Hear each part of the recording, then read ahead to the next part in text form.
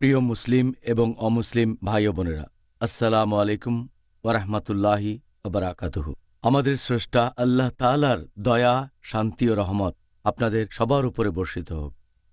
আমাদের অনুষ্ঠানে স্বাগতম। Ramzan a date with doctor Zakir. আমি আপনাদের হোস্ট ইউসুফ চেম্বার্স। আর আজকে আমাদের আলোচনার টপিক ইত্তেকাফ। আসসালামু আলাইকুম রহমতুল্লাহি ওবারাকাতুহু ডক্টর জাকির। ওয়ালাইকুম আসসালাম রহমতুল্লাহ ওবারাকাতুহু। তাহলে ডক্টর জাকির, আমরা অনুষ্ঠান করছি ২০ দিনেরও বেশি সময়, আলহামদুলিল্লাহ। অনেক বিষয় আলোচনা করেছি, তবে রমজান মাসে মুসলিমদের ইবাদতের কাজগুলোর মধ্যে যেগুলোর ব্যাপারে মানুষের মনে সবচেয়ে বেশি ভুল ধারণা আছে তার মধ্যে একটা হলো এতেকাফ। প্রথমে আপনি কি এটার সংজ্ঞা বলবেন? এতেকাফ এছাড়াও আপনি কি আমাদের মুসলিম ভাই বোনদের উদ্দেশ্যে এটা বলবেন যে তাদের জন্য ইত্তেকাফ পালন করা উচিত কিনা, আর সব মুসলিমদের জন্য ইত্তেকাফ করা এটা কি ফরজ? আলহামদুলিল্লাহ ওয়াসসালাতু ওয়াসসালাম আলা রাসূলিল্লাহ ওয়া আলা আলিহি ওয়া সাহবিহি আজমাইন, আম্মা বাদ। আউযু বিল্লাহি মিনাশ শাইতানির রাজীম। বিসমিল্লাহির রহমানির রহিম। রব্বি ইশরাহ লি সাদরি ওয়া ইয়াসসির লি আমরি ওয়াহলুল উকদাতাম মিন লিসানি ইয়াফকাহু কাওলি। এই ইতিকাফ শব্দটার মূল যে আরবি শব্দ সেটা হচ্ছে আকাফা, যার মানে লেগে থাকা, ঝুলে থাকা, আটকে থাকা। এর মানে রাখা। এর আরেকটা মানে একটা জিনিসকে আরও একটার সাথে যুক্ত করা, যেটা হতে পারে ভালো অথবা খারাপ। আর পবিত্র কোরআনে বলা হয়েছে সূরা আম্বিয়া অধ্যায় নম্বর ২১ আয়াত নম্বর ৫২, সেখানে ইব্রাহিম আলাইহিস সালাম তিনি তার বাবাকে বলছেন আর তার সম্প্রদায়কে বললেন যে তোমরা যেসব মূর্তির পূজা করো, সে সময় তারা বিভিন্ন রকম মূর্তি পূজা করত। তিনি বললেন যে যে মূর্তির পূজা করো, এখানে আরবি শব্দটা আকিফুন, যে মূর্তির সাথে তোমরা লেগে থাকো, যার সাথে আটকে থাকো। এখানে শব্দটা ব্যবহার করা হয়েছে একটা নেগেটিভ জিনিস বোঝাতে। এছাড়াও অনেক আয়াত এটা পজিটিভ জিনিস বোঝাচ্ছে। সূরা বাকারা অধ্যায় ২ আয়াত ১২৫, সূরা বাকারা অধ্যায় ২ আয়াত ১৮৭। লিসানুল আরব অনুযায়ী এই ইতিকাফ শব্দটার মানে সম্পূর্ণভাবে একজনকে কোনো কিছুর সাথে যুক্ত করা। এর মানে যখন কেউ মসজিদে থাকা শুরু করে আর আল্লাহর ইবাদত করে, ইসলামিক শরিয়া অনুযায়ী ইতিকাফ শব্দের মানে মসজিদে যুক্ত আর প্রত্যাবর্তন করা, মসজিদে অবস্থান করা। এটা করা আল্লাহ সুবহানাহু ওয়া তাআলার কাছাকাছি যাওয়ার আশায় এবং তার পুরস্কারের আশায়। এখন যদি এই ইতিকাফ সম্পর্কে বলতে হয় যে এটা বাধ্যতামূলক নাকি সুন্নত, ইতিকাফ আসলে একটা সুন্নত, এটা বাধ্যতামূলক না। শুধুমাত্র বিশেষ কিছু ক্ষেত্রে বাধ্যতামূলক হবে যদি কেউ আল্লাহ সুবহানাহু ওয়া তাআলার কাছে মানত করে যে সে ইতিকাফ করবে যদি তার এই ইচ্ছাটা পূরণ হয়। যেমন ধরেন কেউ হয়তো বলল যে আমি ইতিকাফ করব ২ দিন যদি আমার অসুস্থ আত্মীয় সুস্থ হয়, অথবা আমি ইতিকাফ করব ৩ দিন যদি আমি পরীক্ষা পাশ করতে পারি। এভাবে যদি কেউ আল্লাহ তাআলার কাছে মানত করে যে তার ইচ্ছা পূরণ হলে ইতিকাফ করবে, তখন ইতিকাফ বাধ্যতামূলক। সে আল্লাহর কাছে মানত করেছে, তার পূরণ করতে হবে। এটা বাদে এমনিতে ইতিকাফ সুন্নত, তবে এটা হচ্ছে সুন্নতে মুআক্কাদা, মানে খুবই গুরুত্বপূর্ণ সুন্নত। আর একটা হাদিস এটা আছে সহিহ বুখারীতে, খণ্ড নম্বর ৮, বুক অব ওথস অ্যান্ড ভাউজ, হাদিস নাম্বার ৬৬৯৬। আল্লাহ সুবহানাহু ওয়া তাআলার রাসূল বলেছেন যে যদি কেউ প্রতিজ্ঞা করে যে আল্লাহ তাআলাকে সে মান্য করবে তাহলে সেটা মেনে চলবে, আর যদি কেউ প্রতিজ্ঞা করে যে আল্লাহ তাআলাকে অমান্য করবে তখন সেটা মেনে চলবে না। আরও একটা হাদিস হযরত ওমর রাদিয়াল্লাহু আনহু, এটা আছে সহিহ বুখারীতে, খণ্ড নম্বর ৮, বুক অব ওথস অ্যান্ড ভাউজ, হাদিস নম্বর ৬৬৯৭। হযরত ওমর রাদিয়াল্লাহু আনহু তিনি বলেছেন আল্লাহ সুবহানাহু ওয়া তাআলার রাসূলকে যে আমি মানত করেছিলাম সেই অজ্ঞতার যুগে ইসলাম গ্রহণের আগে যে এক রাতের জন্য মসজিদে হারামে ইতিকাফ করব। নবী তখন বললেন মানত পূরণ করো, কারণ মানতটা ছিল ভালো, আল্লাহ তাআলাকে মেনে চলা। নবী বললেন পূরণ করো। এছাড়াও পবিত্র কোরআনে অনেক আয়াতে ইতিকাফের কথা বলা হয়েছে। পবিত্র কোরআনে সূরা বাকারা অধ্যায় নম্বর ২ আয়াত ১২৫ আল্লাহ বলছেন ইব্রাহিম আলাইহিস সালাম আর ইসমাইল আলাইহিস সালামকে যে হে ইব্রাহিম এবং ইসমাইল, ওনারা শান্তিতে থাকুন, আল্লাহর জন্য তোমরা কাবা ঘরকে পবিত্র রাখো, যেটা আল্লাহ সুবহানাহু ওয়া তাআলার ঘর। কারণ মানুষ কাবার চারপাশে প্রদক্ষিণ করে আর সেখানে থাকে, তারা ইতিকাফ করে, মসজিদে প্রত্যাবর্তন করে। আর বিশ্বাসীদের অনেকে আল্লাহ তাআলার ইবাদত করতে গিয়ে রুকু করে এবং সিজদায় যায়। এখানে ইতিকাফ বা প্রত্যাবর্তন শব্দটা আছে। এরপর আরও আছে সূরা বাকারা অধ্যায় 2 আয়াত 187, তখন তোমরা স্ত্রীর সঙ্গত হইও না যখন মসজিদে প্রত্যাবর্তন করবে, যখন মসজিদে ইতিকাফ করবে। আর ইতিকাফ প্রসঙ্গে অনেক হাদিস আছে, যেমন সহিহ বুখারী খণ্ড নম্বর 3 বুক অফ ইতিকাফ হাদিস নাম্বার 2026। হযরত আয়েশা রাদিয়াল্লাহু আনহা, আমাদের নবীর স্ত্রী, তিনি বলেছেন যে নবী রমজান মাসের শেষ 10 দিন মসজিদে গিয়ে ইতিকাফ করতেন। নবী মারা যাওয়ার পরে নবীর স্ত্রীগণও এভাবে ইতিকাফ করতেন। তাহলে ইতিকাফ শুধু মানত করলে বাধ্যতামূলক, এমনিতে সাধারণভাবে এটা সুন্নাত, তবে খুবই গুরুত্বপূর্ণ সুন্নাত। আপনি কি আমাদের বলবেন যে ইত্তেকাফ করার প্রধান উদ্দেশ্য বা লক্ষ্যটা কি? প্রধান উদ্দেশ্য, প্রধান লক্ষ্য ইতিকাফের হচ্ছে লাইলাতুল কদরকে খোঁজা। আর একটা হাদিস, এটা আছে সহিহ মুসলিমে খণ্ড নম্বর 2 বুক অব ফাস্টিং হাদিস নাম্বার 2627। এখানে বলা হয়েছে নবী মুহাম্মদ সাল্লাল্লাহু আলাইহি সাল্লাম ইতিকাফ করলেন রমজান মাসের প্রথম 10 দিন। তারপর বলা হয়েছে যে নবী ইতিকাফ করলেন রমজানের মাঝের 10টা দিন। ছিলেন একটা টার্কিশ তাঁবুতে, সেখানে একটা মাদুর ঝুলছিল। এরপর নবী সেই তাঁবুর ভেতর থেকে মুখ বের করলেন আর তিনি বললেন যে আমি সবেমাত্র জানতে পারলাম ফেরেশতার মাধ্যমে সেই মহান রাত মানে লাইলাতুল কদর পড়বে রমজান মাসের শেষ 10 দিনে। তাই যারা আমার সাথে ইতিকাফ কন্টিনিউ করতে চায় তারা করতে পারে। এই হাদিসের ভিত্তিতে আমরা জানতে পারি যে ইতিকাফ করার প্রধান উদ্দেশ্য হচ্ছে লাইলাতুল কদরকে খোঁজা। আর এ ব্যাপারে গত এপিসোডে বলেছি, আল্লাহ পবিত্র কোরআনে বলেছেন, এটা সূরা কদর অধ্যায় নম্বর 97 আয়াত নম্বর 3, লাইলাতুল কদর খায়রুম মিন আলফি শাহর, যার মানে এই লাইলাতুল কদর এটা 1000 মাসের চেয়েও উত্তম। তার মানে এর মহত্ব, ক্ষমতা 1000 মাসের চেয়ে অনেক বেশি। আর যদি ইবাদত করেন লাইলাতুল কদরের রাতে, এটা 1000 মাস ধরে আল্লাহর ইবাদত করার চেয়েও অনেক ভালো। এটাকে 12 দিয়ে ভাগ করেন, সেটা হবে 83 বছরেরও বেশি। তার মানে যদি একটা রাতে লাইলাতুল কদরে আল্লাহর ইবাদত করেন, তাহলে সেটা 83 বছরের ইবাদতের চেয়েও অনেক ভালো হবে। আর এই সময়টা মানুষের গড়পড়তা আয়ের চেয়েও বেশি। তাহলে প্রধান উদ্দেশ্য হচ্ছে লাইলাতুল কদরকে খোঁজা। এছাড়াও আমি একটা হাদিসের কথা বলেছি, এটা সহিহ মুসলিম। আর বুঝতে পারছেন যে নবী মুহাম্মদ সাল্লাল্লাহু আলাইহি সাল্লাম যেহেতু তিনি লাইলাতুল কদরকে খুঁজতেন, সেজন্য ইতিকাফ করেছেন সারা মাস, প্রথম 10 দিন, মাঝের 10 দিন, শেষের 10 দিন। তারপর তিনি জানতে পারলেন ফেরেশতার মাধ্যমে যে লাইলাতুল কদর পড়বে রমজানের শেষ 10 দিনে। এছাড়াও আমরা জানতে পারি যে সাহাবীগণ নবীকে অনুসরণ করতেন এই পবিত্র রমজানের শুরু থেকে একেবারে শেষ পর্যন্ত। ওনারা নবী মুহাম্মদ সাল্লাল্লাহু আলাইহি ওয়াসাল্লামের প্রতি এতটাই অনুগত ছিলেন। আর এছাড়াও আরেকটা হাদিস আছে সহিহ মুসলিমে খণ্ড নম্বর 2 বুক অব ফাস্টিং হাদিস নাম্বার 2625। নবী মুহাম্মদ সাল্লাল্লাহু আলাইহি ওয়াসাল্লাম সাহাবীগণকে বললেন, তোমরা যারা আমার সাথে ইতিকাফ কন্টিনিউ করতে চাও তারা করতে পারো, এটাকে বাধ্যতামূলক করেননি। যারা ইতিকাফ করতে চায় তারা তাদের জায়গায় বসে করতে পারে, এমন না যে নবীর সাথে থাকতে হবে। এখানে আমরা সাহাবীগণের প্রতি নবীর সহানুভূতি দেখতে পাই।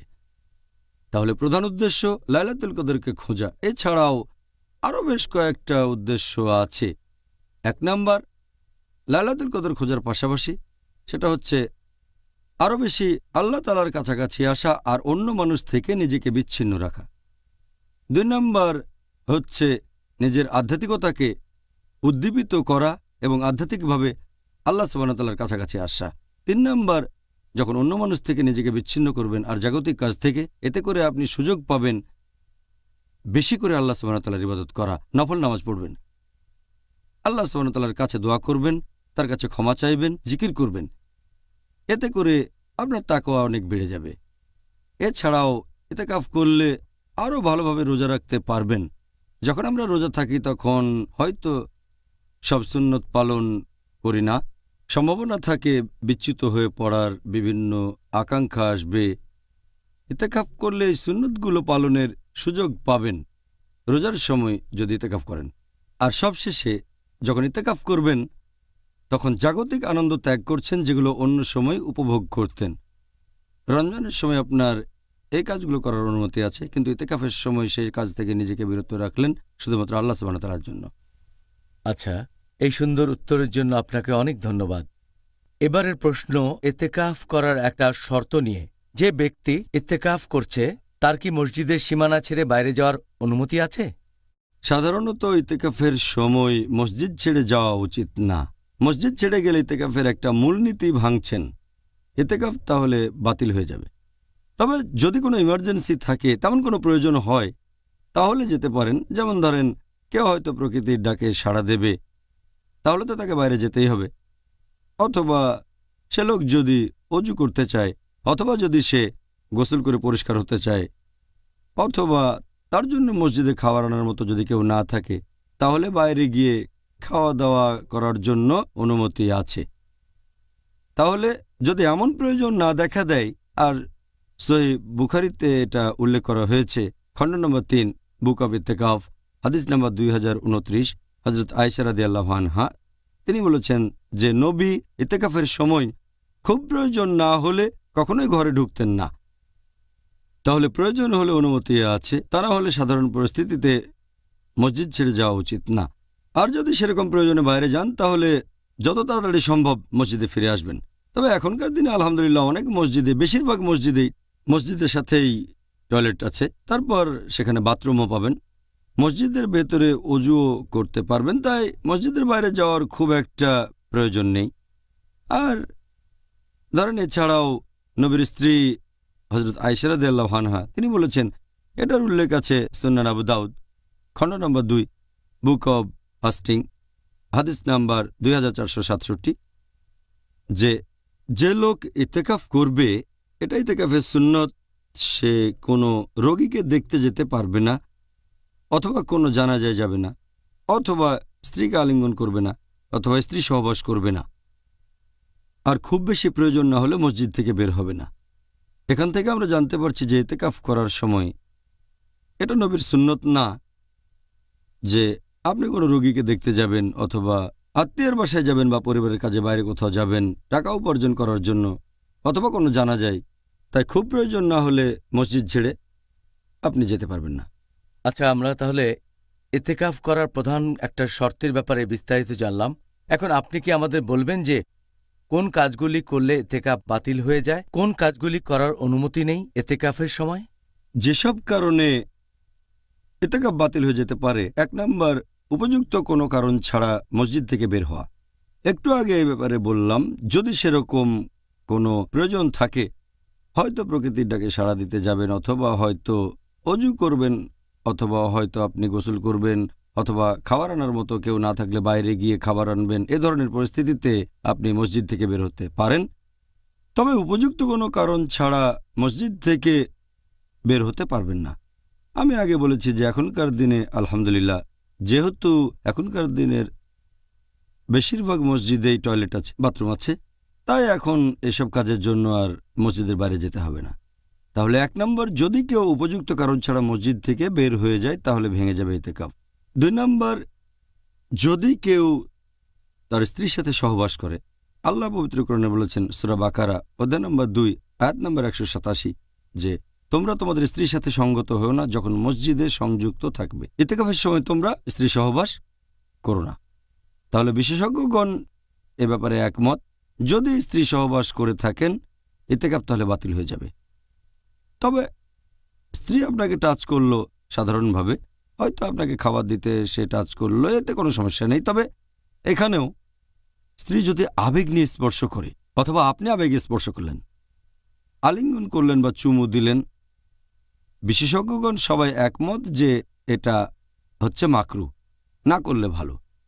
কিছু বিশেষজ্ঞগণ বলেন ইতেকাফ ভেঙে যাবে, ইতেকাফ বাতিল হয়ে যাবে। তাহলে বিশেষজ্ঞগণের মধ্যে মতভেদ আছে। আমি আলিঙ্গন করছি অথবা স্ত্রীকে চুমু দিচ্ছি, এতে কি আসলে ইতেকাফ ভেঙে যাবে? কারণ পবিত্র কোরআনে সূরা বাকারা অধ্যায় 2 আয়াত 187 এখানে শব্দটা মুবাশশারা, যে তোমাদের স্ত্রীর সাথে সঙ্গত হও না। এখানে শব্দটার মানে হবে আসলে শুধুমাত্র যৌন মিলন। যে বিশেষজ্ঞগণ বলেন এতে ইতিকাফ বাতিল হয়ে যায় না, তারা শব্দটার মানে করেছেন শুধুমাত্র যৌন মিলন। তবে আবেগ দিয়ে স্পর্শ, চুমু বা আলিঙ্গন এগুলো মাকরু, না করলে ভালো, এতে ইতিকাফ বাতিল হয়ে যায় না। যারা শব্দটার মানে করেছেন সামগ্রিকভাবে, তারা বলছেন স্ত্রী সহবাসের পাশাপাশি স্ত্রীকে আলিঙ্গন করলে অথবা স্পর্শ করলে ইতিকাফ বাতিল হয়ে যাবে। আল্লাহ মালুম, আল্লাহ ভালো জানেন। 3 নম্বর যে কারণে ইতিকাফ বাতিল হয়ে যায় সেটা হচ্ছে রজস্রাব আর সন্তান প্রসবের পর যখন রক্তপাত হয়। 4 নম্বর যে কারণে ইতিকাফ বাতিল হয়ে যায় সেটা বড় ধরনের কোনো গুনাহ করা। 5 নম্বর অস্বাভাবিকতা। এটা হতে পারে পাগলামি থেকে, অথবা কোনো ড্রাগস বা মেডিসিনের কারণে, অথবা হতে পারে অ্যালকোহলের কারণে, হতে পারে মদের কারণে, অথবা মাদকদ্রব্য। কারণ আমরা ইবাদত করব স্বাভাবিক অবস্থায়। ইবাদত করব তখন যখন সুস্থ স্বাভাবিক থাকব। অস্বাভাবিক অবস্থায় পালন করলে সেই ইবাদতটা বাতিল হয়ে যাবে।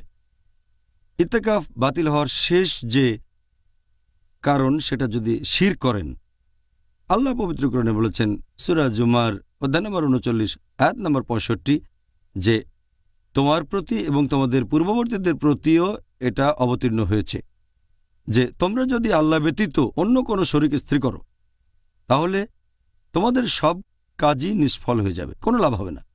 আর তারপর পরকালে বা আখিরাতে তোমরা অবশ্যই ক্ষতিগ্রস্ত হবে। সেজন্য যদি কোনো লোক শিরক করে, আল্লাহ সুবহানাহু ওয়া তাআলাকে বাদ দিয়ে অন্য কারো ইবাদত করে, তখন তার ইতিকাফ বাতিল হয়ে যাবে। তাহলে এই 6টা কারণে ইতিকাফ বাতিল হয়ে যাবে। আল্লাহ আমাদেরকে রক্ষা করুন, আমরা যেন এই ভুলগুলো না করি, আর আল্লাহ সুবহানাহু ওয়া তাআলা যেন আমাদের ইতিকাফ কবুল করেন। এবারে আমরা কয়েনের উল্টো পিঠটাও একটু দেখতে চাই। কোন কোন কাজগুলো করার অনুমতি রয়েছে ইতিকাফের সময়?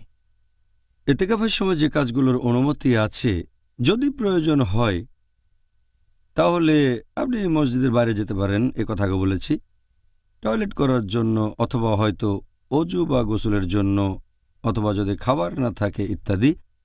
এ ব্যাপারে আয়েশা রাদিয়াল্লাহু আনহার বলা একটা হাদিস, এটা আছে সহিহ বুখারীতে, খণ্ড নম্বর 3, বুক অফ ইতিকাফ, হাদিস নম্বর 2029, যে নবী ইতিকাফ করার সময় কখনোই ঘরে ঢুকতেন না যদি না তেমন কোনো প্রয়োজন হতো।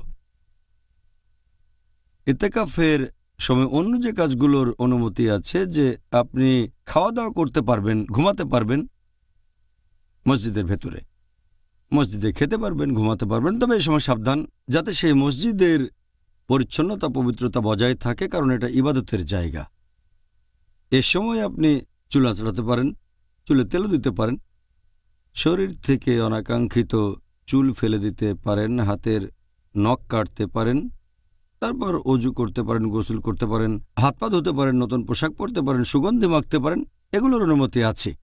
একটা হাদিসের উল্লেখ আছে সহিহ বুখারীতে, খণ্ড নম্বর 3, বুক অফ ইতিকাফ, হাদিস নাম্বার 2028, যে হযরত আয়েশা রাদিয়াল্লাহু আনহা বলেছেন যে ইতিকাফ করা অবস্থায় নবী মসজিদ থেকে তার মাথা বাসার দিকে এগিয়ে দিলেন। যদিও বিবি আয়েশার তখন রজস্রাব চলছিল, তিনি তার মাথা আঁচড়ে দিলেন, চুলে তেল দিয়ে দিলেন। সহিহ বুখারীতে এরপরের হাদিসটা বলছে 3 নম্বর খণ্ড, বুক অফ ইতিকাফ, হাদিস নম্বর 2029, হযরত আয়েশা রাদিয়াল্লাহু আনহা বলেছেন যে ইতিকাফ করার সময় নবী মসজিদ থেকে মাথা বের করে বাসার দিকে এগিয়ে দিতেন। বিবি আয়েশা চুল আঁচড়ে তেল দিয়ে দিতেন। খুব বেশি প্রয়োজন না হলে নবী বাসার ভেতরে ঢুকতেন না। তাহলে বুঝতেই পারছেন, চুল আঁচড়ানো যাবে, তেল দেওয়া যাবে, এরকম যে কাজগুলোর কথা বলেছি। এছাড়াও আপনি চাইলে মসজিদের ভেতরে বা পেছনে একটা তাঁবু টাঙিয়ে রাখতে পারেন। এই হাদিসটা আছে সহিহ বুখারীতে, খণ্ড নম্বর 3, বুক অফ ইতিকাফ, হাদিস নম্বর 2034।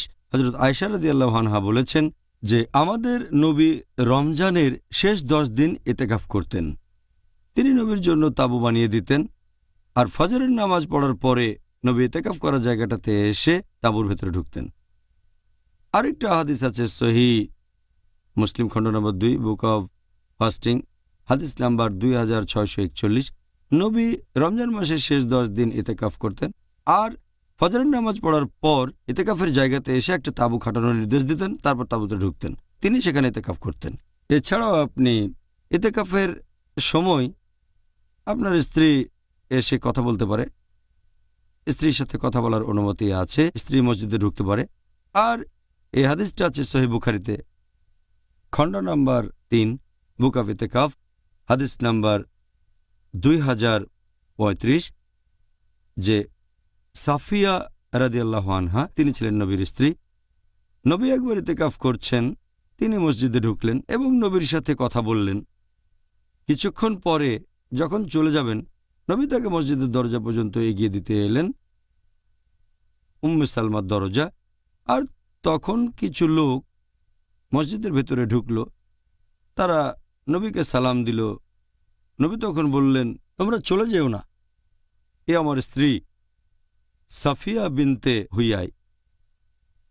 তখন লোকগুলো বলল, সুবহানাল্লাহ ওয়া রাসূলুল্লাহ, তার মানে এ কথা ভাবলেন কিভাবে? তারা একটু দুঃখ পেল যে নবী কেন ভাবলেন তারা অন্যভাবে নিচ্ছে। তখন নবী উত্তর দিলেন যে শয়তান মানুষের কাছে এসে তার শরীরে রক্তের মতো যে কোনো অংশে চলে যেতে পারে, যাতে তোমাদের মাথায় কোনো খারাপ চিন্তা না আসে, সেজন্য তোমাদের আমি এ কথাটা বললাম। এখান থেকেই আমরা জানতে পারি যে অনেকের মনে হয়তো সন্দেহ আছে, তবে নবী এটা করেছেন আলহামদুলিল্লাহ। তাহলে যে ইতিকাফ করছে তার স্ত্রী মসজিদে ঢুকতে পারে। এছাড়া একটা হাদিস আছে সহিহ বুখারীতে, খণ্ড নাম্বার 3, বুক অফ ইতিকাফ, হাদিস নাম্বার 2037, যে হযরত আয়েশা রাদিয়াল্লাহু আনহা বলেছেন যে নবী সাল্লাল্লাহু আলাইহি সাল্লামের একজন স্ত্রী নবীর সাথে ইতিকাফ করেছিলেন। আর এছাড়া উল্লেখ করা হয়েছে সহিহ বুখারীতে, খণ্ড নাম্বার 3, বুক অফ ইতিকাফ, হাদিস নাম্বার 2026, নবী সাল্লাল্লাহু আলাইহি সাল্লাম মসজিদে ইতিকাফ করতেন রমজানের শেষ 10 দিন। তিনি মারা গেলে তাঁর স্ত্রীগণ এই প্র্যাকটিসটা চালিয়ে যান। তাহলে ইতিকাফের সময় স্ত্রীর সাথে কথা বলার অনুমতি আছে, কোনো সমস্যা নেই। জাযাকাল্লাহ খায়ের ডক্টর জাকির। এখন আপনি কি বলবেন ইতিকাফ করার সময় কোন কাজগুলিকে সুপারিশ করা হয়েছে? ইতিকাফের সময় যে কাজগুলো সুপারিশ করা হয়েছে তার 1 নাম্বার, আপনি নামাজ পড়বেন, দিনে 5 ওয়াক্ত নামাজ পড়বেন, এটা তো আবশ্যিক, এটা ফরজ। এছাড়াও ইতিকাফের সময় পড়বেন নফল নামাজ, যত বেশি পড়তে পারবেন ততই ভালো হবে। নফল সুন্নত যত পড়তে পারেন এটা করলে ভালো ইতিকাফের সময়। 3 নাম্বার হচ্ছে আল্লাহ সুবহানাহু ওয়া তাআলার কাছে দোয়া করবেন, যত বেশি পারেন আল্লাহ তাআলার কাছে ক্ষমা প্রার্থনা করবেন। 4 নাম্বার আল্লাহ তাআলার কাছে ক্ষমা প্রার্থনা করবেন। ইতিকাফের সময় আমরা আল্লাহ সুবহানাহু ওয়া তাআলার কাছে ক্ষমা চাইব। 5 নাম্বার এ সময় আল্লাহর জিকির করবেন, বলবেন সুবহানাল্লাহ, আলহামদুলিল্লাহ, সমস্ত প্রশংসা আল্লাহ তাআলার। 6 নাম্বার এ সময় তাকবীর আর কালেমা পড়তে পারেন, আল্লাহু আকবার। 7 নাম্বার নবী মুহাম্মদ সাল্লাল্লাহু আলাইহি ওয়াসাল্লামের প্রশংসা করে বিভিন্ন দোয়া পড়তে পারেন। 8 নাম্বার পবিত্র কোরআন তেলাওয়াত করবেন। 9 নাম্বার আরবিতে কোরআন পড়ার পাশাপাশি এর তাফসির পড়বেন আপনারা। আপনি এই সময় কোরআনের অনুবাদও পড়তে পারেন। যারা আরবি ভাষা বুঝতে পারেন না তারা অনুবাদ পড়তে পারেন, যাতে আল্লাহর নির্দেশগুলো নিজের জীবনে প্রয়োগ করতে পারেন। কোরআনের তাফসিরও পড়তে পারেন আপনি যে ভাষায় আপনি ভালো বোঝেন। এই সময় নবীর হাদিসগুলো পড়তে পারেন। এছাড়া নবী রাসূলগণের জীবন কাহিনী পড়তে পারেন। তাহলে এই কাজগুলো সুপারিশ করা হয়েছে। আর এ সময় কোনো বাড়াবাড়ি করবেন না। একটা হাদিস আছে সহিহ বুখারীতে, খণ্ড নম্বর 8, বুক অব ওথস অ্যান্ড ভাউজ, হাদিস নাম্বার 6704। একবার নবী যখন খুতবা দিচ্ছিলেন তিনি দেখলেন এক লোক দাঁড়িয়ে আছে। নবী জিজ্ঞেস করলেন, ব্যাপার কি? লোকজন বলল, এর নাম আবু ইসরাইল, প্রতিজ্ঞা করেছে সে দাঁড়িয়ে থাকবে, বসবে না, সে ছায়ার নিচে যাবে না, কোনো লোকের সাথে কথা বলবে না, আর রোজা রাখবে। নবী বললেন, তাকে বলো তার কথা বলা উচিত, তাকে ছায়ায় নিয়ে এসো আর তাকে বসতে বলো, তারপর রোজা পূর্ণ করুক। তাহলে ইতিকাফ করার সময় সুপারিশ করা হয়েছে নামাজ পড়ার জন্য। তবে বাড়াবাড়ি করবেন না, যে কথা বলবো না, বসবো না, ছায়ার নিচে যাব না। তাহলে ইতিকাফের সময় সুপারিশ করা হয়েছে নামাজ, রোজা, ক্ষমা প্রার্থনা, জিকির, কোরআন হাদিস পড়া ইত্যাদি। জাজাকাল্লাহ খায়ের ডক্টর জাকির। এবারে আপনার কাছে আমাদের পরের প্রশ্ন। ডক্টর জাকির, এই এতেকাফ করার পূর্ব শর্তগুলো কি কি, আর এতেকাফ করার সময় আমাদের রোজা থাকাটা কি আবশ্যিক? ইতেকাফ করার জন্য যে পূর্বশর্তগুলো পালন করতে হবে, এখানে অবশ্যই তাকে মুসলিম হতে হবে, সুস্থ স্বাভাবিক হবে, তাকে সাবালক হতে হবে, এ সময় সে জানাবা অবস্থায় থাকবে না, সহবাসের কারণে অপবিত্র অবস্থায় থাকতে পারবে না, মহিলা হলে এ সময় রজস্রাব বা প্রসব পরবর্তী রক্তপাত হবে না, ইতেকাফ করার সময় পবিত্র থাকতে হবে। আর এগুলো ছাড়াও ইতেকাফের দুটো স্তম্ভ আছে। এক নাম্বার, সেটা হচ্ছে নিয়ত। ইতেকাফের নিয়ত হবে আল্লাহ তাআলার সান্নিধ্য লাভের চেষ্টা করা, তার পুরস্কার লাভের আশা করা। 2 নম্বর, ইতেকাফ করবেন কোন একটা মসজিদে। আল্লাহ পবিত্রকরণে বলেছেন সূরা বাকারা অধ্যায় 2 আয়াত নম্বর 187 যে তোমাদের স্ত্রীদের সঙ্গত হয়েও না যখন মসজিদে ইতেকাফ করবে। তাহলে ইতেকাফ করার সময় সহবাস করবেন না। এই প্রসঙ্গটা নিয়ে আগের প্রশ্নের উত্তরে আলোচনা করেছি। আর ইতেকাফ করবেন কোনো মসজিদে, এটা নিয়ে মতভেদ আছে। অনেকে বলেন যে কোনো মসজিদে করা যাবে, তবে বিশেষজ্ঞগণ বলেন যে কোনো মসজিদে করা হবে না, এমন মসজিদ হতে হবে যেখানে জামাতে নামাজ পড়া হয়, আর সেই মসজিদে যেন জুমার নামাজ জামাতে পড়া হয়। কারণ যদি সেখানে জামাতে নামাজ না পড়া হয় আর যদি কেউ সেখানে ইতেকাফ করে, তাহলে হয় সে জামাত ছাড়া নামাজ পড়বে, যেটা ঠিক না, অথবা অন্য মসজিদে তাকে নামাজ পড়তে যেতে হবে, ইতেকাফের উদ্দেশ্য ঠিক থাকবে না। তাই বেশিরভাগ বিশেষজ্ঞ বলেন এমন মসজিদ হবে যেখানে নিয়মিতভাবে জামাতে নামাজ পড়া হয়, আর বিশেষ করে যেন জুমার নামাজ জামাতে পড়া হয়। আর ইতেকাফের একটা পূর্ব শর্ত, এটা বলেছেন হযরত আয়েশা রাদিয়াল্লাহু আনহা, আছে সুনান আবু দাউদে খণ্ড নাম্বার 2 বুক অব ফাস্টিং হাদিস নাম্বার 2467, যে ইতেকাফ যে করে তার জন্য এটা সুন্নত। সে কোনো রোগী দেখতে যাবে না, কোনো জানাজায় যাবে না, অথবা স্ত্রীকে আলিঙ্গন করবে না, মেলামেশা করবে না, আর মসজিদ ছেড়ে বাইরে যাবে না যদি না বিশেষ কোনো প্রয়োজন হয়। ইতেকাফের সময় রোজা রাখাটা আবশ্যিক কি না, আয়েশা রাদিয়াল্লাহু আনহা বলেছেন একই হাদিসে সুনান আবু দাউদ খণ্ড নম্বর 2 বুক অব ফাস্টিং হাদিস নম্বর 2467, হযরত আয়েশা রাদিয়াল্লাহু আনহা বলেছেন রোজা না রাখলে ইতেকাফ হবে না, এটাই বলা হয়েছে। তবে সহিহ বুখারীর একটা হাদিস খণ্ড নম্বর 8 বুক অব ওথস অ্যান্ড ভাউজ হাদিস নাম্বার 6697, এটা আগেও বলেছি যে হযরত ওমর রাদিয়াল্লাহু আনহু নবীকে বললেন যে তিনি অজ্ঞতার যুগে ইয়ামাল জাহেলিয়ায় ইসলাম গ্রহণ করার আগে প্রতিজ্ঞা করেছিলেন মসজিদুল হারামে একদিন ইতেকাফ করবেন। নবী বললেন তোমার প্রতিজ্ঞা পূরণ করো, আমরা তো রাতের বেলায় রোজা রাখি না। তাহলে এই হাদিসটার মাধ্যমে আমরা বুঝতে পারছি এ সময় রোজা রাখা আবশ্যিক না, তবে এটা মুস্তাহাব, সুপারিশ করা সুন্নাহ। যদি রমজান ছাড়া অন্য মাসে ইতেকাফ করেন সে সময় রোজা রাখা বাধ্যতামূলক না। জাজাকাল্লাহ খায়ের ডক্টর। আপনি কি এখন আমাদের দর্শকদের উদ্দেশ্যে বলবেন যে এই ক্ষেত্রে আমাদের সঠিক সময় কোনটা হতে পারে? আমরা শুরু করব আর শেষ করব ইতেকাফ, আর সেটা বিশেষ করে পবিত্র রমজানের শেষ 10 দিনে। রমজানের শেষ 10 দিনে ইতেকাফ শুরু করার কথা যদি বলেন, বিশেষজ্ঞগণের মধ্যে এটা নিয়ে মতভেদ আছে। একদল বিশেষজ্ঞ, তাদের মধ্যে আছেন আল আউজাই, তারপর সাউরি বা ইমাম আল লাইস, আল্লাহ তাদের শান্তিতে রাখুন, তারা বলেন যে ইতেকাফ শুরু হওয়া উচিত ফজরের নামাজের পর 21তম রাতে। এই হাদিসটা উল্লেখ আছে সহিহ বুখারীতে খণ্ড নম্বর 3 অধ্যায় ইতেকাফ হাদিস নম্বর 2034 এবং 2041, যে হযরত আয়েশা রাদিয়াল্লাহু আনহা তিনি বলেছেন যে নবী রমজানের শেষ 10 দিন ইতেকাফ করতেন, আর আমি তার জন্য তাঁবু খাটিয়ে দিতাম। ফজরের নামাজের পরে নবী ইতেকাফ করার জন্য সেখানে এসে তাঁবুর ভেতরে ঢুকতেন।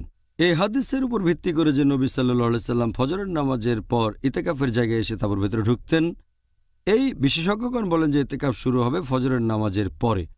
শেখ বিন বাজও একই মত পোষণ করেন, আল্লাহ তাকেও শান্তিতে রাখুন। ইতেকাফ কখন শুরু হবে এর উত্তরে তিনি বলেছেন ফজরের নামাজের পর রমজান মাসের 21তম দিনে। যদি শেষ 10 দিন ইতেকাফ করতে চান, এটার ভিত্তিও আয়েশা রাদিয়াল্লাহু আনহার এই হাদিস। তবে বেশিরভাগ বিশেষজ্ঞ, অন্যান্য বিশেষজ্ঞগণ, এদের মধ্যে 4 জন ইমামও আছেন, ইমাম আবু হানিফা, ইমাম মালিক, ইমাম শাফি, ইমাম আহমদ ইবনে হাম্বল, আর বেশিরভাগ বিশেষজ্ঞই বলেন যদি আপনি রমজানের শেষ 10 দিন ইতেকাফ করতে চান, ইতেকাফ শুরু করবেন সূর্য ডুবে যাওয়ার আগে। এটা করবেন 21তম রাতে, কারণ দিন শুরু হয় সূর্যাস্ত দিয়ে। তাহলে যদি শেষ 10 দিন ইতেকাফ করতে চান, শুরু করবেন সূর্য ডোবার আগে। আর তারা বলেন ইতেকাফ করার প্রধান উদ্দেশ্যটা বা লক্ষ্যটা হচ্ছে পবিত্র লাইলাতুল কদরকে খোঁজা। আর লাইলাতুল কদর হবে রাতের বেলায়। তাহলে যদি শেষ 10 রাত ইতেকাফ করেন, তার মধ্যে 21তম রাতটাও পড়বে। যেহেতু নবী বলেছেন, আর এ সম্পর্কে আমি আগেও বলেছি, তোমরা লাইলাতুল কদরকে খুঁজবে রমজান মাসের শেষ 10টা বেজোড় রাতে। এর মধ্যে 21তম রাতও আছে। যদি ফজরের নামাজের পর শুরু করেন, 21তম রাত মিস হবে। তাই বেশিরভাগ বিশেষজ্ঞ বলেন ইতেকাফ শুরু করবেন 21তম রাতের সূর্য ডোবার আগে। আর হযরত আয়েশা রাদিয়াল্লাহু আনহা যে বর্ণনা দিয়েছেন সহিহ বুখারী খণ্ড নাম্বার 3 বুক অফ ইতেকাফ হাদিস নাম্বার 2034 ও হাদিস নাম্বার 2041, যে নবী মুহাম্মদ সাল্লাল্লাহু আলাইহি সাল্লাম রমজান মাসের শেষ 10 দিন ইতেকাফ করতেন। আমি তার জন্য তাবু খাটিয়ে দিতাম। নবী ফজরের নামাজ পড়তেন আর ফজরের নামাজ শেষে ইতেকাফের জায়গাতে আসতেন। এখন বিশেষজ্ঞগণ বলেন যে এই হাদিসটা কোথাও বলছে না যে নবী ইতেকাফ শুরু করতেন ফজরের নামাজের পরে। বলা হয়েছে ফজরের নামাজের পর তিনি ইতেকাফের জায়গাতে আসতেন, কারণ নবী সাল্লাল্লাহু আলাইহি সাল্লাম ফজরের নামাজের পরে একটু একা থাকতে চেয়েছিলেন। বিশেষজ্ঞগণ বলেন যে এখানে আসলে বোঝানো হচ্ছে যদি নবী 21তম রাত থেকে ইতেকাফ শুরু করেছেন সূর্য ডোবার আগে, তাহলে নবী মসজিদে ঢুকতেন সূর্য ডোবার আগে 21তম রাতে। ইতেকাফ শুরু হয়েছে সূর্য ডোবার আগে, তবে তিনি মসজিদে ইবাদত করেছেন, তারপর ইতেকাফের জায়গাতে আসলেন সেই তাঁবুতে, কারণ তিনি ফজরের নামাজের পর একটু অন্যান্য লোকজন থেকে আলাদা থাকতে চেয়েছিলেন। তাহলে এই ব্যাপারে সঠিক দৃষ্টিভঙ্গি, যেটা বেশিরভাগ বিশেষজ্ঞ বলেন, ইতেকাফ শুরু হবে 21তম রাতের সূর্য ডোবার আগে। তার মানে 20তম দিনে ইফতার করার আগে ইতেকাফ শুরু হবে। 20তম রোজাটা আপনি পালন করলেন ইফতার করার আগে, সূর্য ডোবার আগে ইতেকাফ শুরু করলেন। আর শেখ উসাইমিন, আল্লাহ তাকে শান্তিতে রাখুন, তাকে জিজ্ঞেস করা হলো রোজার শেষ 10 দিন ইতেকাফ কখন শুরু হবে। তিনি সেটাই বললেন যেটা বেশিরভাগ বিশেষজ্ঞ বলেছেন, এটা শুরু হবে সূর্য ডোবার আগে 21তম রাতে, তার মানে 20তম দিনের ইফতার করার আগে। তিনিও কারণগুলো একই বলেছেন। এরপর ইতেকাফ শেষ হওয়ার কথা যদি বলেন, অধিকাংশ বিশেষজ্ঞ বলেন ইতেকাফ শেষ হবে সর্বশেষ রোজার সূর্য ডুবে যাওয়ার পরে। যদি রমজানে 29টা দিন হয়, তাহলে 29তম দিনের সূর্যটা ডুবে যাওয়ার পরে, তার মানে শাওয়ালের প্রথম দিন শুরু হলো, তখন ইতেকাফ শেষ হয়ে যাবে। আর 30 দিন হলে 30তম রোজা শেষ হওয়ার পর সূর্য ডুবে গেলে ইতেকাফ শেষ হয়ে যাবে। তবে এখানে সব বিশেষজ্ঞ একমত যে এটা হচ্ছে মুস্তাহাব, কারণ কিছু সাহাবা ছিলেন যারা তারপরেও ইতেকাফ করে যেতেন ঈদের নামাজ পর্যন্ত। এটার উপর ভিত্তি করে বেশ কিছু বিশেষজ্ঞ বলেন যে এটা হচ্ছে মুস্তাহাব। এটা করলে ভালো যে ঈদের আগের দিন রাতেও ইতেকাফ করবেন, তার মানে শাওয়ালের প্রথম দিন। সেদিন ফজরের নামাজ পড়বেন, তারপর ঈদের নামাজ পড়ে বাসায় চলে যাবেন। যদি ঈদের নামাজটা অন্য কোথাও আদায় করেন, কোনো ঈদগাহে পড়েন, তাহলে গোসল করে নামাজ পড়বেন, তারপর বাসায় চলে যাবেন। এটা করলে ভালো। তবে সব বিশেষজ্ঞ একমত যে ইতেকাফ শেষ হয়ে যাবে রমজান মাসের শেষ সূর্যাস্তের পর। সেটা হতে পারে 29 বা 30টা দিন। জাযাকাল্লাহ খায়ের। এই উত্তরের জন্য আপনাকে অনেক ধন্যবাদ। অনেক সময় এরকম একটা প্রশ্ন চলে আসে যে ইতেকাফ এটা কি শুধুমাত্র পবিত্র রমজান মাসের শেষ 10 দিনই করতে হবে, নাকি অন্য যে কোনো সময়েও এটা করা যাবে? কি বলেন? ইতেকাফ রমজান মাসের শেষ 10 দিনেই শুধু করতে হবে কি না, এটা আবশ্যিক না। আগেও বলেছি ইতেকাফ হচ্ছে সুন্নত, যদি না মানত করেন এটা সুন্নাহ। ইতেকাফ বছরের যে কোনো সময় করতে পারেন। তবে ইমাম আন-নাওয়ী তিনি বলেছেন সেরা ইতেকাফ হচ্ছে রোজা অবস্থায়, তার মানে রমজান মাসে। আর রমজান মাসে সেরা হচ্ছে শেষ 10 দিন। সবচেয়ে ভালো ইতেকাফ হচ্ছে রমজানের শেষ 10 দিন, তবে রমজানের অন্য দিনগুলোতেও বছরের অন্য সময়েও ইতেকাফ করতে পারেন। একবার শেখ আলবানিকে জিজ্ঞেস করা হয়েছিল যে ইতেকাফ কি অন্য সময় করা যাবে নাকি শুধু রমজানের শেষ 10 দিনই করতে হবে। তিনিও একই উত্তর দিয়েছেন যে এটা হচ্ছে আসলে মুস্তাহাব, করলে ভালো, যে রমজানের শেষ 10 দিনে ইতেকাফ করবেন, লাইলাতুল কদরকে খুঁজবেন, তাহলে ইতেকাফ রমজানের যে কোনো দিন বা বছরের যে কোনো দিন করা যায়। সহিহ বুখারীতে বলা হয়েছে, খণ্ড নম্বর 8, বুক অব ওথস অ্যান্ড ভাউজ, হাদিস নাম্বার 6697, হজরত উমর রাদিয়াল্লাহু আনহু অজ্ঞতার যুগে আয়ামে জাহেলিয়ায় ইসলাম গ্রহণ করার আগে মানত করেছিলেন যে মসজিদুল হারামে 1 রাত তিনি ইতেকাফ করবেন। শুনে নবী বললেন, পূরণ করো। তার মানে হজরত উমর রাদিয়াল্লাহু আনহু ইতেকাফ করেছেন। মসজিদে তখন রোজা ছিল না। আরেকটা হাদিস আছে সহিহ মুসলিমে, খণ্ড নম্বর 2, বুক অব ফাস্টিং, হাদিস নাম্বার 2641, যে নবী ইতেকাফ করতেন শাওয়াল মাসের প্রথম 10 দিন। আরেকটা হাদিস আছে সহিহ মুসলিম, খণ্ড নম্বর 2, বুক অব ফাস্টিং, হাদিস নাম্বার 2627, যে আমাদের নবী পুরো রমজান মাস ধরেই ইতেকাফ করতেন। রমজানের প্রথম 10 দিন, তারপর মাঝের 10 দিন, তারপর শেষের 10 দিন। আরও একটা হাদিস আছে সহিহ বুখারী, খণ্ড নম্বর 3, বুক অফ ইতেকাফ, হাদিস নম্বর 2044, যে নবী মারা যাওয়ার আগে শেষ রমজানে 20 দিন ইতেকাফ করেছিলেন। তার মানে শেষ ইতেকাফ করেছেন তিনি মারা যাওয়ার আগে, তার জীবনের শেষ রমজানে করেছিলেন শেষ 20 দিন। এছাড়াও আরেকটা হাদিস আছে যে ফেরেশতা জিবরাইল নবীকে কোরআন পড়ে শুনিয়েছেন 2 বার, এজন্য 20 দিন ইতেকাফ করেছেন। আরেকটা হাদিস আছে সহিহ বুখারীতে, খণ্ড নম্বর 3, বুক অফ ইতেকাফ, হাদিস নাম্বার 2026, যে নবী সাল্লাল্লাহু আলাইহি সাল্লাম ইতেকাফ করতেন রমজানের শেষ 10 দিন। তিনি মারা গেলে তার স্ত্রীগণে প্র্যাকটিস চালিয়ে যান। তাহলে বুঝতে পারছেন যে রমজান মাসের শেষ 10 দিন ইতেকাফ করলে ভালো, সবচেয়ে ভালো। এছাড়াও রমজানের যে কোনো দিনে ইতেকাফ করতে পারেন, বছরের যে কোনো দিনে করতে পারেন। জাজাকাল্লাহ খায়ের ডক্টর। এবার আপনার সাথে ইন্টারভিউ পর্বের শেষ প্রশ্ন, যেটার টপিক হলো ইতেকাফ, যে ইতেকাফ করলে আমরা কেমন পুরস্কার পেতে পারি? আপনি যদি ইতেকাফের পুরস্কারের কথা বলেন, আবু দাউদ রাদিয়াল্লাহু আনহু তিনি ইমাম হাম্বলকে জিজ্ঞেস করেছিলেন, আল্লাহ তাকে শান্তিতে রাখুন, যে ইতেকাফ করার পুরস্কারটা কি। তিনি বললেন, আমি কোনো পুরস্কারের কথা জানি না, কিছু হাদিস জানি যেগুলো জয়ীফ। এটা আবু দাউদের মাসাইলে উল্লেখ আছে। এরকম অনেক জয়ীফ হাদিস আছে যেখানে ইতেকাফের পুরস্কারের কথা বলা হয়েছে। যেমন ধরেন, এরকম একটা জয়ীফ হাদিস আছে যেটাকে জয়ীফ বলেছেন আলবানী। এটা উল্লেখ করা হয়েছে ইবনে মাজায়, যে কেউ যদি ইতেকাফ করে আর পুরস্কারের আশা করে এবং গুনাহ না করে, তাহলে সে তার করা সব ভালো কাজের জন্য এখানে পুরস্কার পাবে। শেখ আলবানী এই হাদিসটাকে জয়ীফ বলে মত দিয়েছেন ইবনে মাজা। এরকম একটা হাদিস আছে, সেটাও জয়ীফ। বলা হয়েছে, যদি কেউ ইতেকাফ করে 1 দিন আর আল্লাহর কাছে পুরস্কার আশা করে, আল্লাহ তখন সেই লোক এবং দোজখের আগুনের মধ্যে 3টা পরীক্ষা খুঁড়বেন। এক একটা পরীক্ষা চওড়াই হবে পৃথিবীর পূর্ব থেকে পশ্চিম পর্যন্ত। এই হাদিসটাকেও শেখ আলবানী জয়ীফ বলেছেন। আরেকটা হাদিস ইতেকাফের পুরস্কার নিয়ে কথা বলছে, এটাও জয়ীফ। এখানে বলা হয়েছে, যদি কেউ ইতেকাফ করে 1 দিন, আনুগত্যের সাথে পুরস্কারের আশায় তার সব গুনাহ ক্ষমা করা হবে। এই হাদিসটাও জয়ীফ হাদিস। তবে কিছু সহিহ হাদিসও আছে, যেমন এটা আছে সহিহ বুখারীতে, খণ্ড নম্বর 3, বুক অব লাইলাতুল কদর, হাদিস নম্বর 2014, যে যদি কেউ কদরের রাতে ইবাদত করে আনুগত্যের সাথে আল্লাহর পুরস্কারের আশায়, তার আগের সব গুনাহ ক্ষমা করা হবে। তাহলে যদি আপনি ইতেকাফ করেন, সেটা লাইলাতুল কদর হলে ইনশাআল্লাহ। তবে শুধু ইতেকাফ নিয়ে এমন কোনো হাদিস নেই যে সব গুনাহ ক্ষমা করা হবে।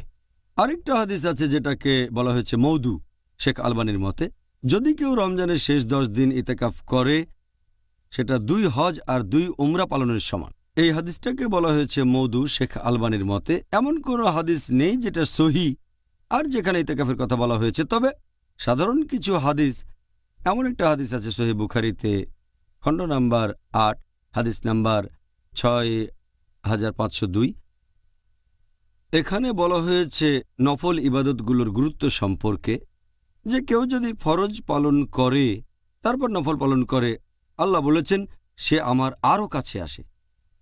নফল কাজের মধ্যে আছে দোয়া করা, ক্ষমা প্রার্থনা করা, নফল নামাজ, ইতিকাফও আছে।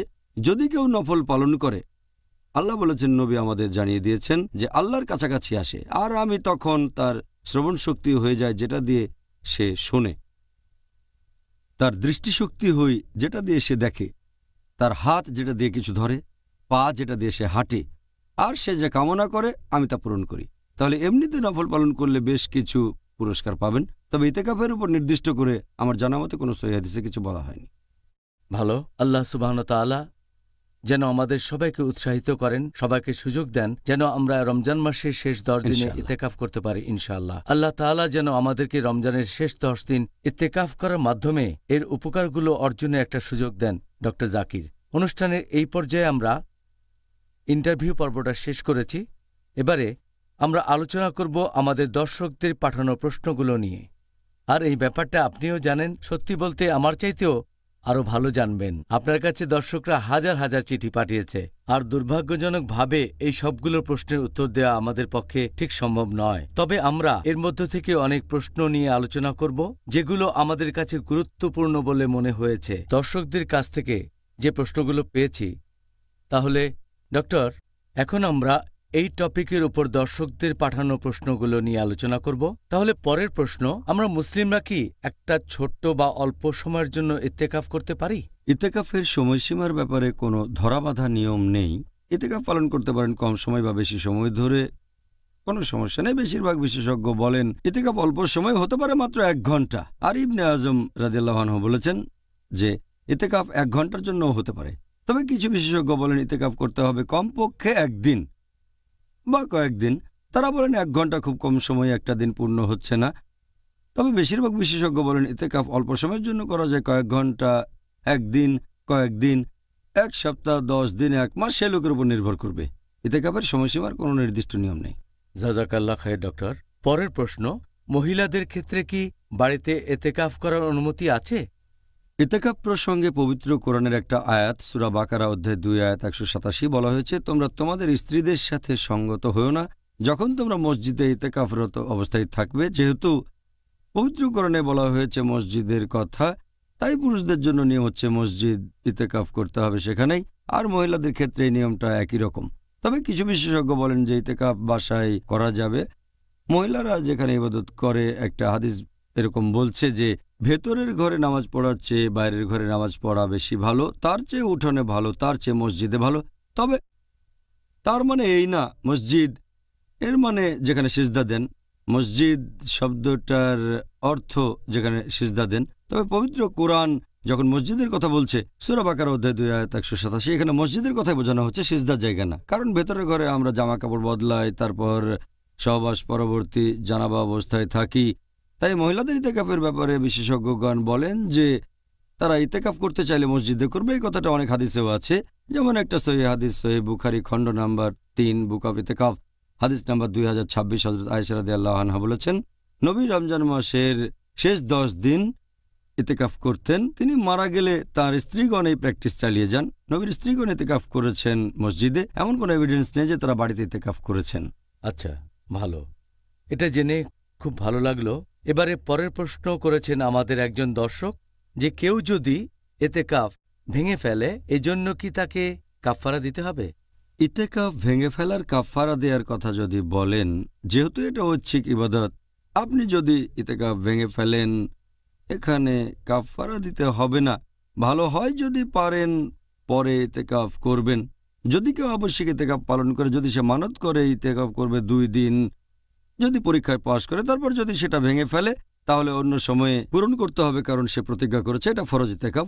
আর ঐচ্ছিক ইতিকাফের কথা বললে কাফারা আবশ্যিক না, তবে যদি ঐচ্ছিক ইতিকাফ ভাঙেন পরে করতে পারলে ভালো, কিন্তু এটা আবশ্যিক না। আচ্ছা, পরের প্রশ্ন, ডক্টর জাকির, স্ত্রী ইতিকাফ করলে তার স্বামীর কি সেখানে বাধা দেওয়ার অধিকার আছে? ইতিকাফ একটা ঐচ্ছিক ইবাদত, আর ইতিকাফ করতে গেলে একজন মহিলাকে মসজিদে যেতে হবে। সেজন্য সেই মহিলার স্বামী কিছুটা অসুবিধায় পড়তে পারে। তাই কোনো মহিলা ইতেকাফ করতে চাইলে স্বামীর অনুমতি নেওয়াটা উচিত, কারণ স্বামীর কিছু অসুবিধা হতে পারে। আর স্বামী যদি অনুমতি দেয়, সে চাইলে স্ত্রীকে ডেকে আনতে পারে যদি প্রয়োজন হয়। যদি না সেই মহিলা আবশ্যিক ইতেকাফ করে, যেটা মানত করেছে, এই ইতেকাফ শুরুর পরে স্বামী ডাকলে ইতেকাফ চালিয়ে যাবে, কারণ এটা ফরজ। এটা বাদে ঐচ্ছিক ইতেকাফ হলে স্ত্রী স্বামীর কাছ থেকে অনুমতি নেবে, আর স্বামীর প্রয়োজন হলে স্ত্রীকে ডেকে আনতে পারবে। আচ্ছা, এবারে আমি আপনাকে এই অনুষ্ঠানের শেষ প্রশ্নটা করব ডক্টর জাকির। আমরা কি কাউকে কিছু শেখাতে পারবো অথবা লেকচার দিতে পারবো যখন আমরা করছি এতেকাফ? আমি আগেও বলেছি যে ইতেকাফের সময় সুপারিশ করা কাজগুলো হচ্ছে নামাজ পড়া, নফল নামাজ পড়া, দোয়া করা, ক্ষমা প্রার্থনা করা, তারপর জিকির করা, পবিত্র কোরআন পড়া। তাহলে এই কাজগুলোই করা উচিত। তবে কেউ যদি কিছু শিখতে চায়, বিশেষ করে ইসলাম ধর্মের ব্যাপারে, তখন শেখালে কোনো সমস্যা নেই। অথবা একটা লেকচার দিলেন আপনি, অথবা কাউকে কিছু শেখালেন ইসলাম ধর্মের বিভিন্ন নিয়ম কানুন, এর অনুমতি আছে, কারণ আপনি শেখাচ্ছেন কিভাবে আল্লাহ তাআলার কাছাকাছি যাওয়া যায়। জাযাকাল্লাহ খায়ের ডক্টর জাকির। আমরা আজকের অনুষ্ঠানের শেষ পর্যায়ে চলে এসেছি। আপনাকে অনেক ধন্যবাদ। আল্লাহ তাআলা যেন পুরস্কৃত করেন আপনাকে, আমাকে আর আমাদের দর্শকদেরকে ইতেকাফ করার উপর এই অনুষ্ঠানটা দেখার জন্য। জাযাকাল্লাহ খায়ের।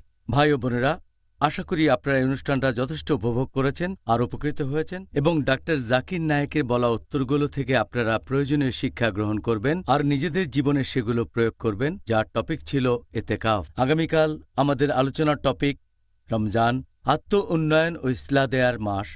তাহলে আগামীকাল আবার দেখা হবে। আসসালামু আলাইকুম রহমতুল্লাহি ওয়া বারাকাতুহু।